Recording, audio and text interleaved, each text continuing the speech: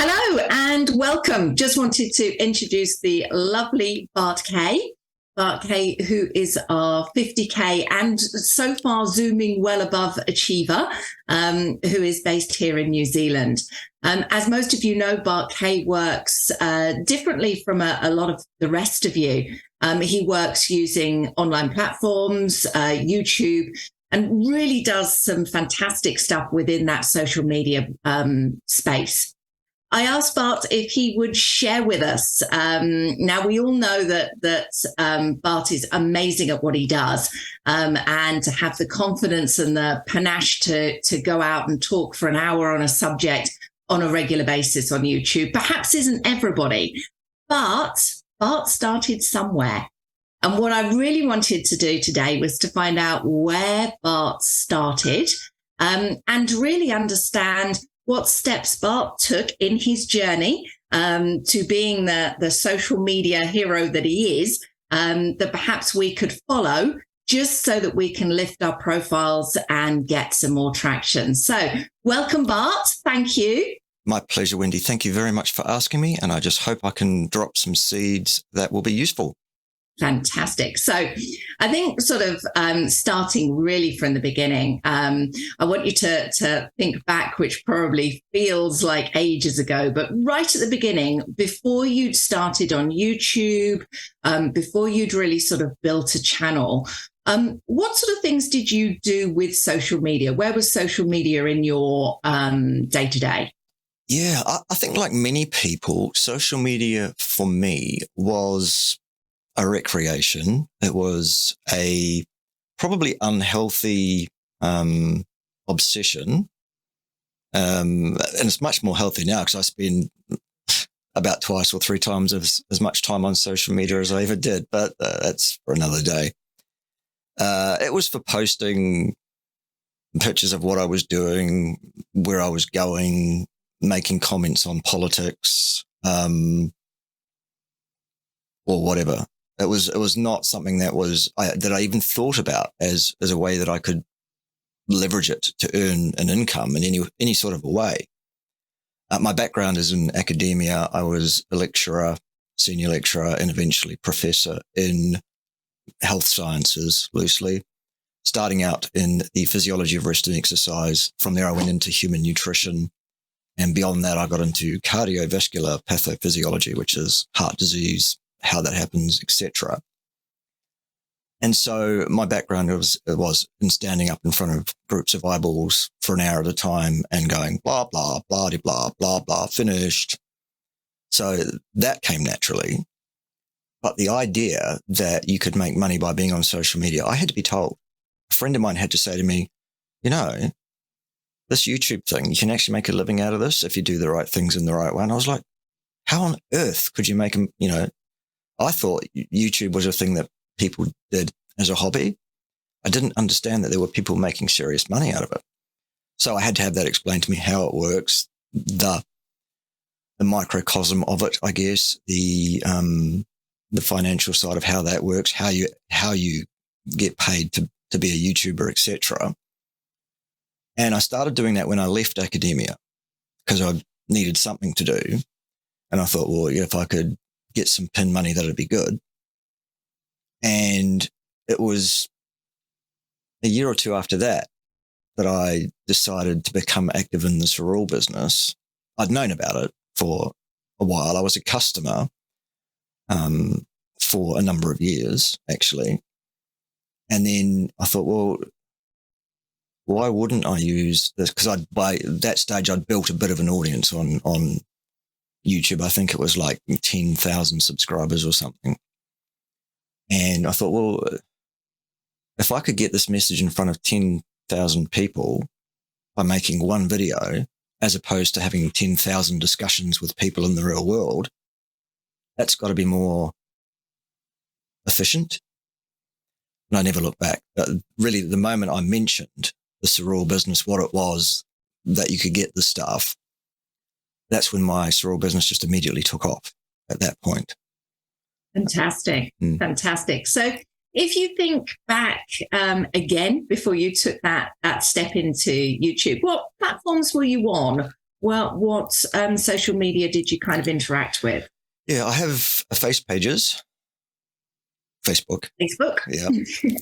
And I've had that for, well over a decade, I think.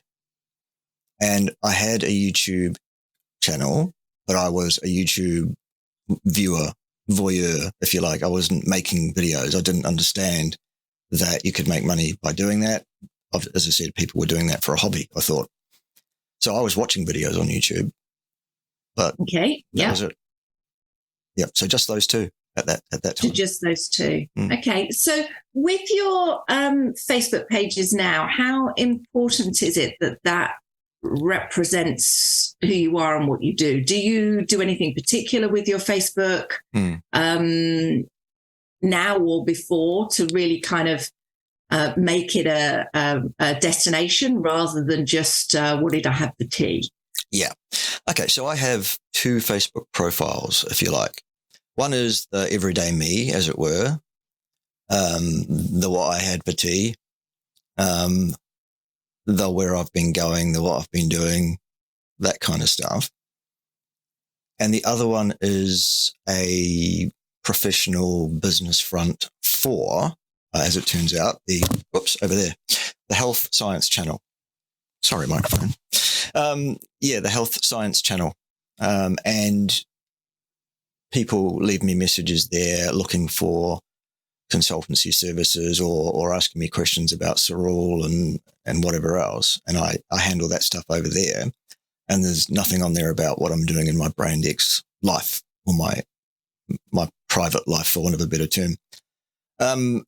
As it is now, there's an amount of bleed over anyway. A lot of people post me things on my personal page, fine, whatever.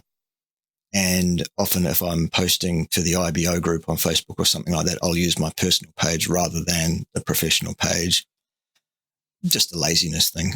It would be a matter of press the button and change profiles, but it's like, everyone knows who I am anyway. I'm not fooling anyone. But I did have and I do have two profiles.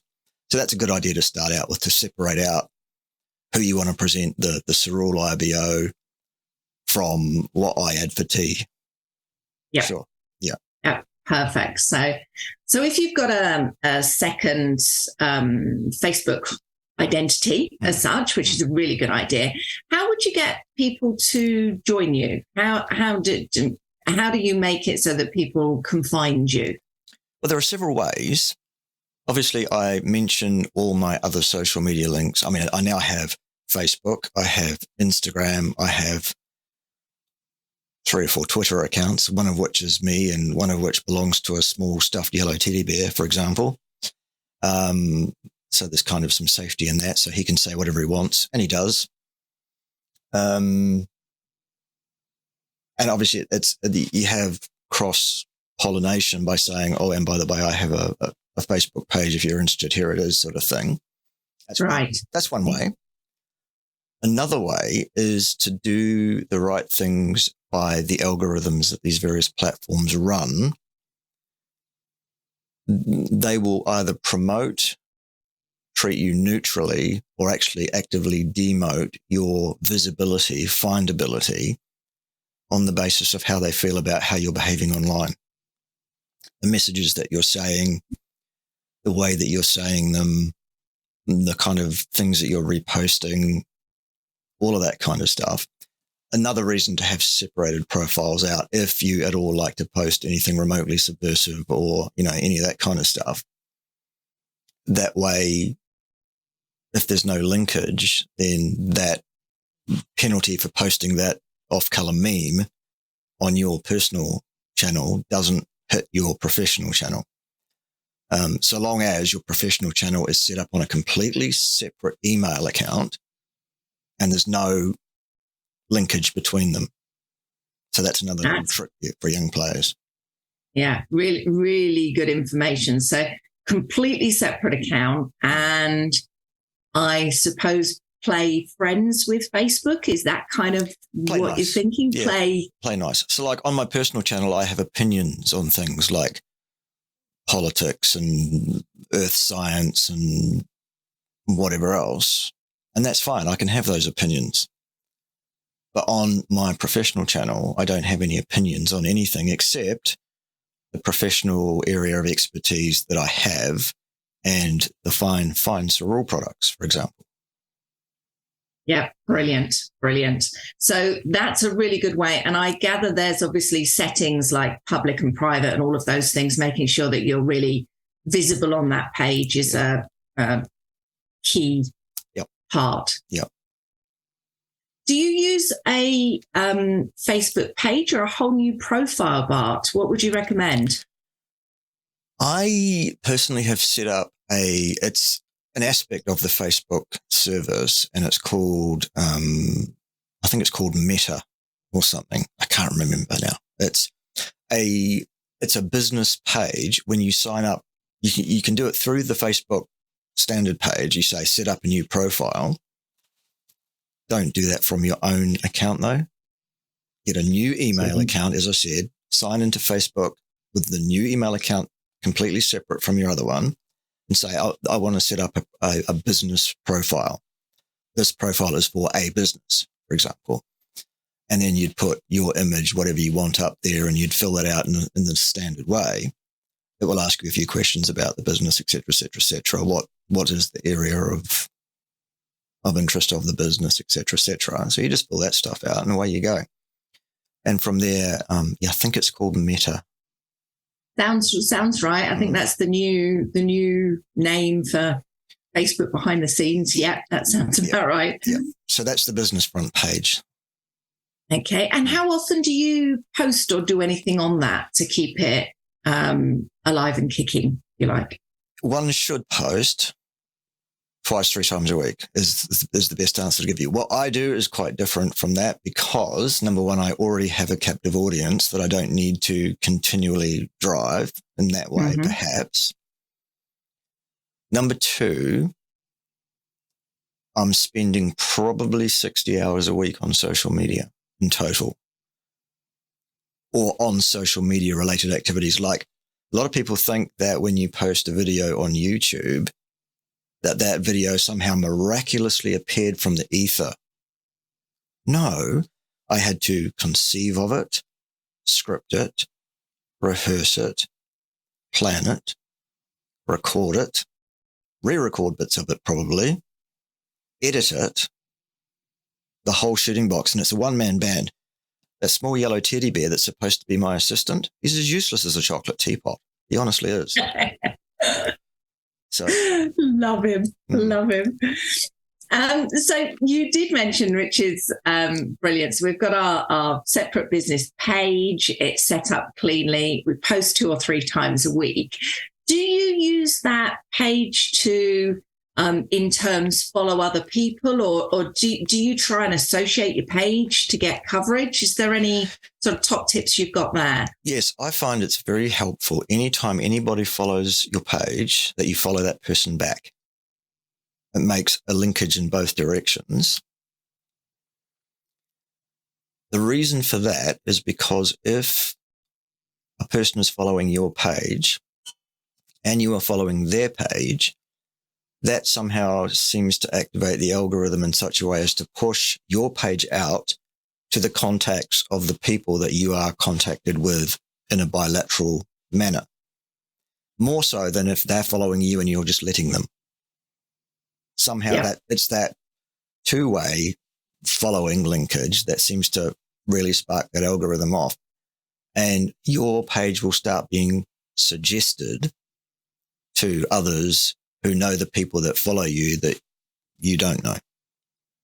So you start with, maybe you start with 2 friends and they tell 2 friends and they tell 2 friends and so on and so on and so on. There's that chain link reaction that we're looking for, which is fantastic. So I suppose you've obviously got Instagram as well, which we haven't spoken about as much. And that's, to be honest, because I've got an Instagram account, but I'm not really good at using it. Instagram, I understand, works on hashtags. Do you know much about those that you could recommend to the team? Yes, there is a range of hashtags that you should apply to a given Instagram posting. and you should have 2 or 3 very broad, very general hashtags: health, nutrition, supplements, good, broad things. And then you'd have several more mid-range, smaller audience, but specific funneling people in tags. You would have nutraceuticals, stem cells, renewal and repair of tissues, something like that. Or you can't have spaces in your hashtag. Renewal and repair of tissues. Crazy.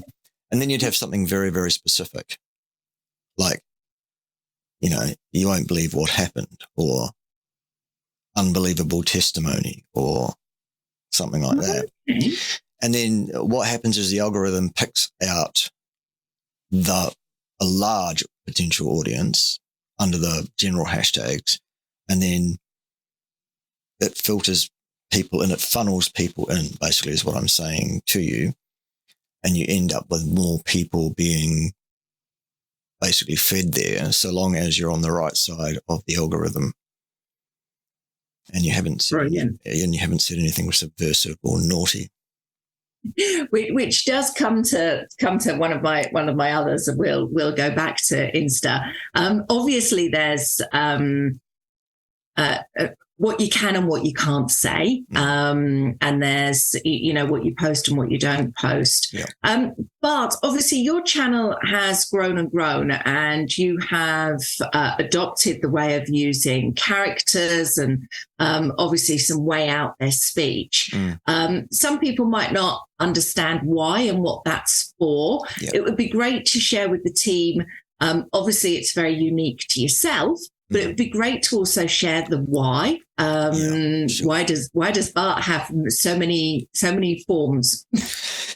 Yeah. Okay. So on YouTube, to get started relatively quickly in terms of building an audience, getting a following, there are several approaches.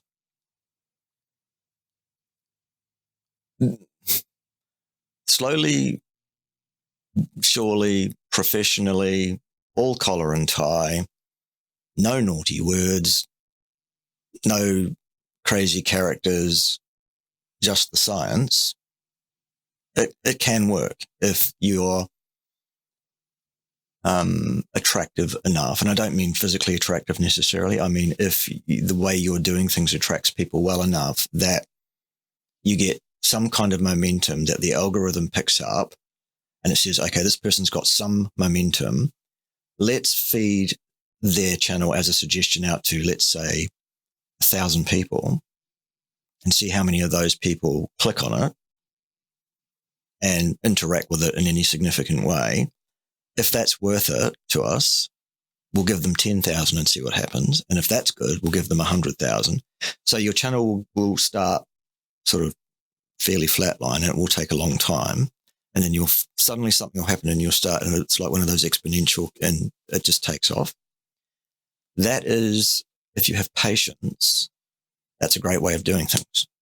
But you have to wait for the goodies, and you have to put in the work and all of that. I decided to try and shortcut that. At the time, the world was less reactionary. It was a bit more, shall we say, balanced than it is currently, apparently. You could say crazy stuff and kind of get away with it. And people were attracted to that, a certain niche group of people. Now, for those that don't know what we're talking about, on my YouTube channel, on some of my videos, not the ones where I mention Cyril, I keep it very separate in terms of that. My other videos where I'm just generally playing characters and being myself, there is some quite subversive stuff being said. There are some very short words being said by both myself and a small yellow teddy bear, for example. It's a niche audience. It's a cult audience. They love it. They think it's great. I think it's hilarious. So I got a rapid start and I built momentum organically that way. The flip side of that is now I'm handbraked because I'm on the wrong side of that algorithm I'm talking about. Mm-hmm. Now I am allowed to grow my channel at a certain rate which is dictated to me by the powers that be at YouTube. They decide how many new subscribers I'm allowed to have every month. Right. So you can start fast by doing something subversive, different that catches people's attention, and then you'll plateau out. Or you can do it slowly, surely, the way they want it done, according to their rules, and then sky's the limit. That said, I have come up with a solution. There are people on YouTube, for example, with much, much larger channels than mine, purely because they've played the way I should have played, perhaps. There's nothing stopping me from introducing those people to Cerule, either as IBOs in their own right or as affiliates if they're in the right country for that and they want to do that, as opposed to being an IBO. So I've started to really chase some of these big name social media influencers, and I've had some success in the first month of really doing that.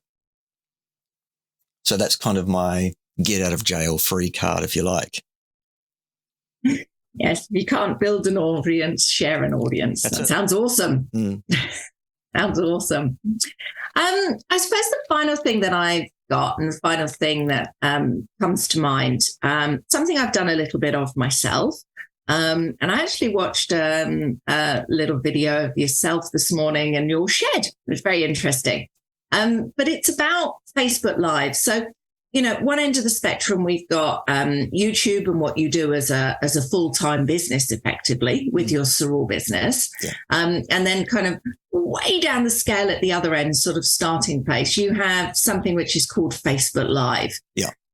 What could you share with the audience about Facebook Live, how you would do one, how you'd set it up, what kind of things you'd feel to use to engage? And I know your shed was on your personal site, so it was more about you. But that would be really handy, I think, to share.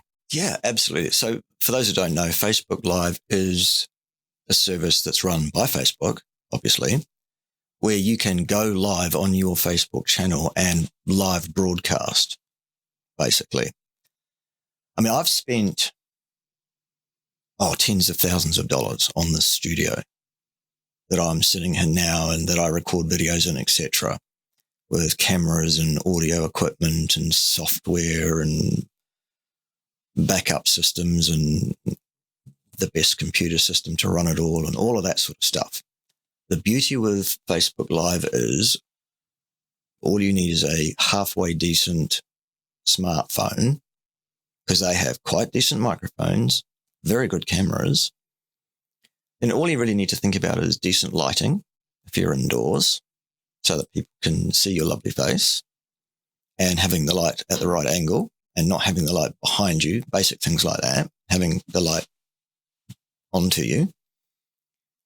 Think about what it is that you want to get across to people and make a reason why it's so important that you get those things across to people. It can almost be like you having a normal, casual conversation with someone who's not there. Or you could invite someone to be on camera with you who is there, who you can get a testimonial from, for example. A lot of people may have seen a testimonial I did, in the studio here, as we're doing with Wendy today here, with my dear mum. And I said, Mum, what was your experience with the collagen active product when you added that to the regimen? Blah, blah, blah, blah, blah, blah, blah. How great it was. So she did all the work for me. Fantastic. You could do that on a Facebook Live thing. All you'd need is a selfie stick, well, probably more a tripod so you can put the camera somewhere. That's the other trick too, by the way. Have the camera somewhere, not in your hand, so it's all moving around. Put it on a tripod or something like that. And away you go. Have a quick interview, a quick discussion with someone about the product or whatever else. For me, my job as an IBO, in terms of information dissemination, in my mind, is to get 4 facts, 4 sound bites into people's heads, as many people as possible, as quickly as possible. And obviously, social media is the way to do that. Bless you, Wendy. There's no way of getting in front of more people more rapidly than using social media. I can make a video today, post it on my channel later today, and by tomorrow, often there's 5,000 people that have seen that video. There's no way I could leave the house here now and go and find 5,000 individual people to shake hands with and talk to, and I wouldn't want to.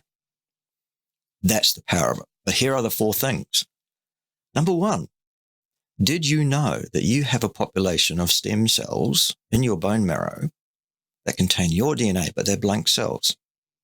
They can turn into any cell in your body that your body needs by way of renewing and repairing your tissues that are worn, tired, diseased, or dysfunctional for pretty much any reason, really.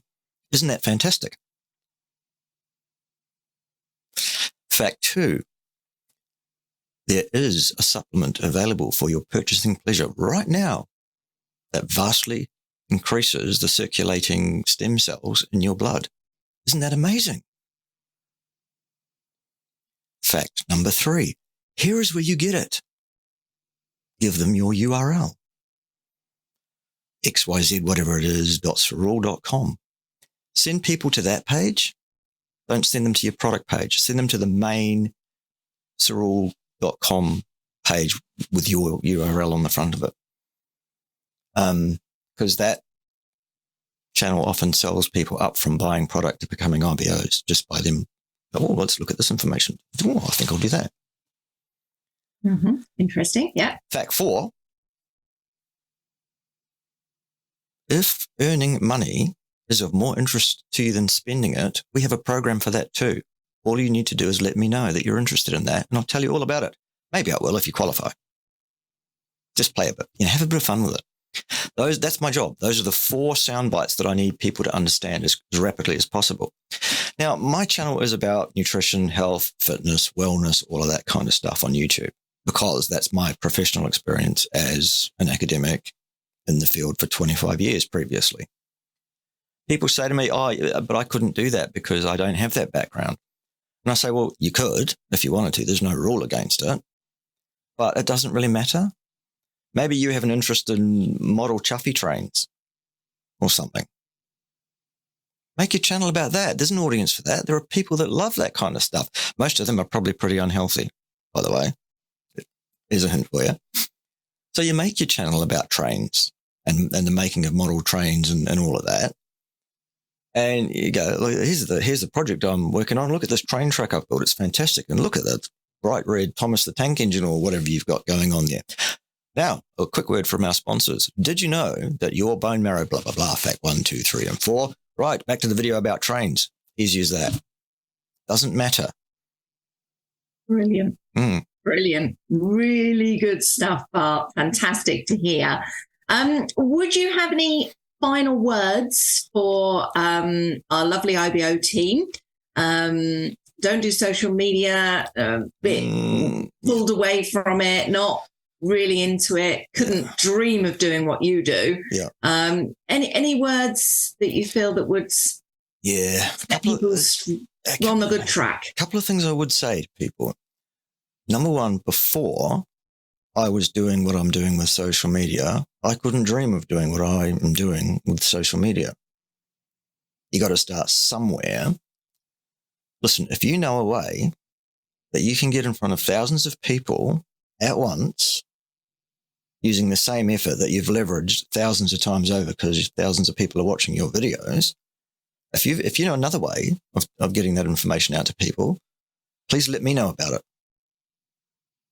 I don't. So to me, this is vital. There is no way that you can go and talk to 5,000 people today unless you build a channel where you make videos that 5,000 people want to watch.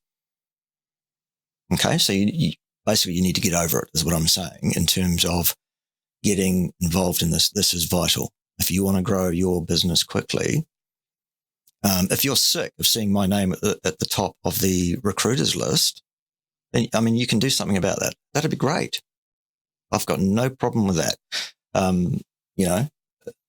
Some of the people I've recruited in the last couple of weeks who are big name social media influencers, as soon as they crack on with it, in terms of the international recruiting pool, my name will slide down the list because these guys are massive. And that's great with me. I'm perfectly happy to slide down the list because I'm getting paid anyway. Okay. So there's that. Really the secret with this cereal business is that it's not a secret. And, not sharing this with thousands and thousands and thousands of people that you've never met and probably never will is keeping it a secret a bit. You don't even have to be polished. You don't have to be good at it. You don't have to be fun or funny straight away. You can, you can be a bit nervous and, okay, maybe your conversion rate won't be as good as it could be up front, but it will improve. It has to. Fantastic. Just get your toe in the water. Just get it started. Get on with it. Brilliant. Thank you so much, Bart. I think there's a mountain of really useful information in there. I suppose the main thing that I would glean is you may not have the confidence to start yourself today, but borrow somebody else's and just give it a go. Because exactly as social media, there's nothing that you can do that's going to break it, upset it. If you're out there talking from the heart about your products and your business, people do want to listen. And I think that's key. So Thank you, Bart. My pleasure. That's fantastic. Thank you for your time. Not at all. Thank you.